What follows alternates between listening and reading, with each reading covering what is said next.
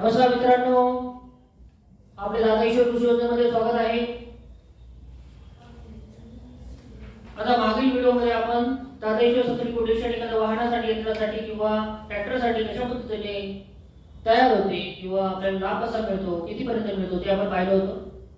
या भागामध्ये आपण मागील जे दुसऱ्या मागच्या व्हिडिओमध्ये जे आपण कॅल्क्युलेशन केलं होतं 7,30,000च्या ट्रॅक्टरचं, त्या आधारावर त्या नागरिकांचे प्रश्न काय आहेत की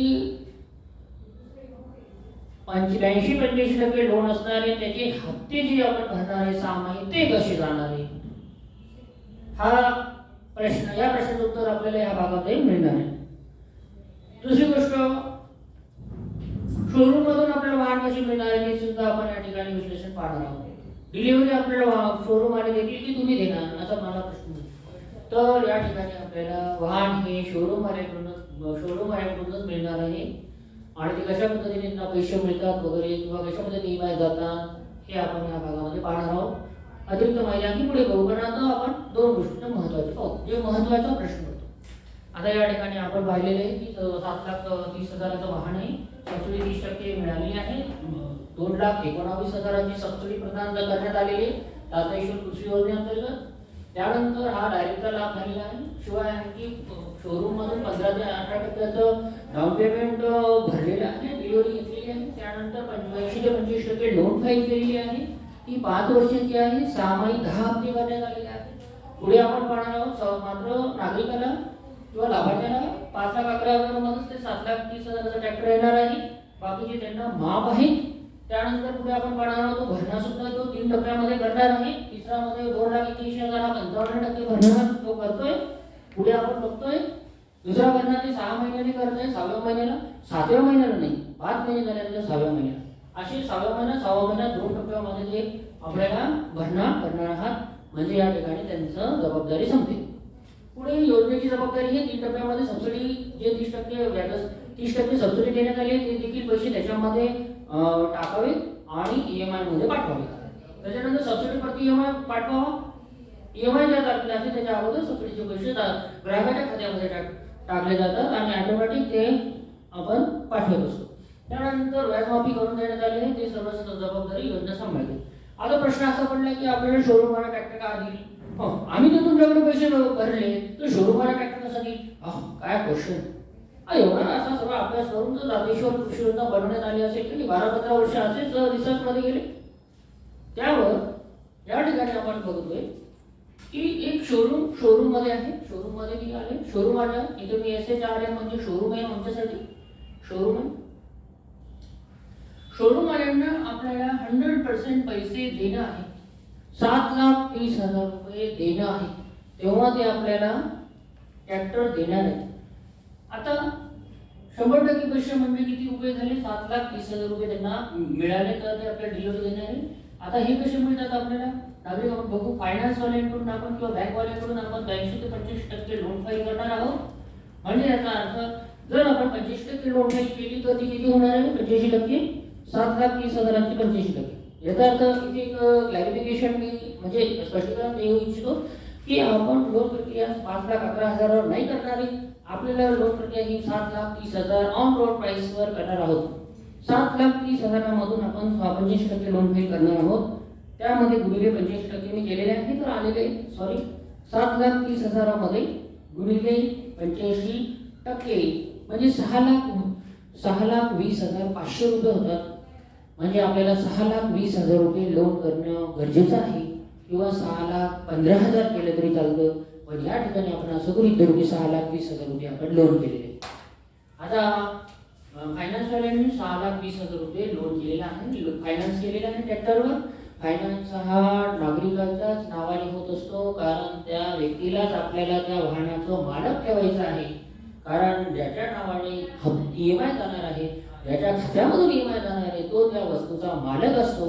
म्हणून आपण त्यांच्याच नावाने लोन करत असतो. आता यामध्ये आपण पुढे 6,20,000 मध्ये प्लस आणखी आपण या ठिकाणी डाऊन पेमेंट देणार आहोत. डाऊन पेमेंट सुद्धा शोरूमला जाणार आहे. आता या ठिकाणी आपल्याला 15 ते 18% डाऊन पेमेंट देण्याची या ठिकाणी सुविधा आहे. म्हणजे शोरूमला 80 ते 85% फायनान्स करून पैसे मिळत असतात आणि डाऊन पेमेंट आपल्याकडून जाणार आहे 15 ते 18% डाऊन पेमेंट जाणार आहे. आता मी या ठिकाणी घेतलं की 6,20,000 रुपये, 6,20,000 रुपये लोन दिले, 7,30,000 ट्रॅक्टर होतं, 7,30,000 ट्रॅक्टर होतो, 6,20,000 लोन केलेलं आहे. याचा अर्थ आपल्याला 1,10,000 रुपये देणं आहे आणि शिवाय आणखी 10-12,000 रुपये ते काय असेल नसेल लोन प्रोसेसिंग फी लागलेली आहे. प्लस मी त्या ठिकाणी 12,000 रुपये ॲड करतो, त्याच्यामध्ये 12,000 रुपये ॲड करतो आणि 1,22,000 रुपये आपल्याला द्यायचे. म्हणजे या ठिकाणी डाऊन पेमेंट 1,22,000 रुपये भरलेले. आता मला सांगा 6,20,000 आणि 1,22,000 हे दोन्ही पैसे शोरूमला गेलेले असल्याने त्याला पूर्ण पैसे मिळालेले आहे शोरूमवाल्यांना आणि त्यांनी डिलिव्हरी दिलेली आहे याबद्दल. आता आपल्याला या केसमध्ये दिसलं की शोरूमला पैसे कसे जातील ह्या प्रश्नाचं उत्तर या ठिकाणी मिळालेलं आहे. आता फायनान्सला EMI कसे जातील याचं उत्तर आपल्या समोर प्रश्न आपल्या समोर आहे.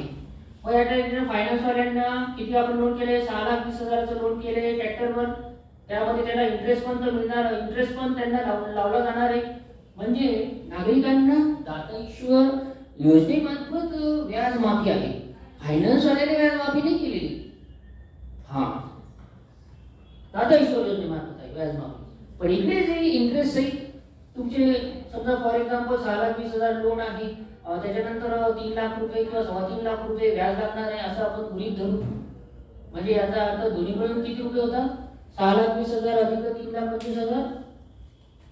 मी अंदाजे करतो, लक्षात घ्या 6,20,000 रुपये लोन आहे, त्याच्यानंतर 3,25,000 रुपये व्याज लागलेलं आहे. 6,20,000 अधिक 3,25,000 अशा पद्धतीने झाले 9,25,000ची फेड आहे 10 वर्षाची, सॉरी 5 वर्षाची 10 हप्त्यांमध्ये 6 महिने. म्हणजे मी भागिले 10 करतो. अशा पद्धतीने ह्या ट्रॅक्टरसाठी 94,500 रुपये हप्ता आलेला आहे. ॲक्युरेसीमध्ये मी कमी करू शकतो, मी अंदाजे व्याज 2.5 लाख घेतलं तर कमी, व्याज 3 लाख लागलं तर कमी होईल. म्हणजे या पद्धतीने हप्ता बसेल. परंतु जो काही हप्ता या ठिकाणी बसणार आहे तो पूर्णतः इंटरेस्ट सहित जाणार आहे.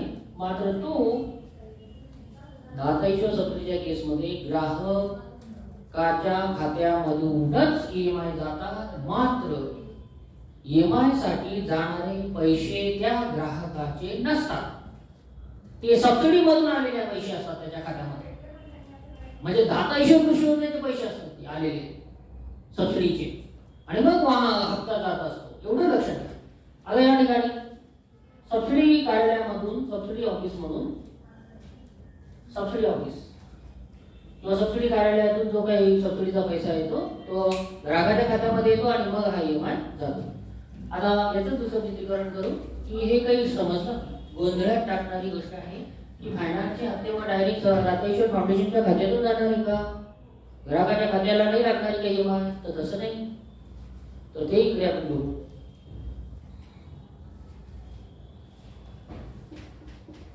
आता या ठिकाणी मी लिहितोय फायनान्स. फायनान्सला कोणाकडून हप्ते पाहिजे? ग्राहकाकडून. ठीक आहे, ग्राहकाच्या खात्यामधून फायनान्स किंवा बँकवाल्यांना EMI पाहिजे, लक्षात घ्या. हा EMI त्यांना दर 6 महिने पाहिजे. परंतु ग्राहकाच्या खात्यात कोण पैसे टाकतो हे त्यांच्याशी यांचा काही संबंध नाही. ग्राहकाच्या खात्यामध्ये दाता ईश्वर सबसिडीचे पैसे येतात, ते EMIच्या अगोदर येतात. म्हणजे सबसिडीचे पैसे ग्राहकाच्या खात्यामध्ये येतात आणि मग ग्राहकाच्या खात्यामधून EMI जातात. अशा पद्धतीने असे 6,20,000 प्लस 3,25,000 व्याज या दोन्ही मिळून जे काही हप्ता बसेल तो हप्ता या ठिकाणी सबसिडीच्या पैशातून ग्राहकाच्या खात्यात येतो, ग्राहकाच्या खात्यातून फायनान्सचे ऑटोमॅटिक कट होतात. अशा पद्धतीने सबसिडीचे पैसे हे अगोदर येतात प्रति EMI, म्हणून या ठिकाणी म्हटलं प्रति EMI येतात. आता ह्या केसमध्ये आपण पाहिलंय की याच्यामध्ये शोरूमला कसे पैसे मिळणार, फायनान्सवाला किती फायनान्स करणार, फायनान्सवाल्याचे EMI कसे जाणार, ह्या दोन्ही प्रश्नांचे उत्तर या ठिकाणी या भागामध्ये आपण बघितले. आणखी काही शंका असतील तर आणखी पुढे आपण व्हिडिओ बनवणार आहोत आणि त्यामध्ये तुम्हाला शंकांचं निरसन होणार. धन्यवाद.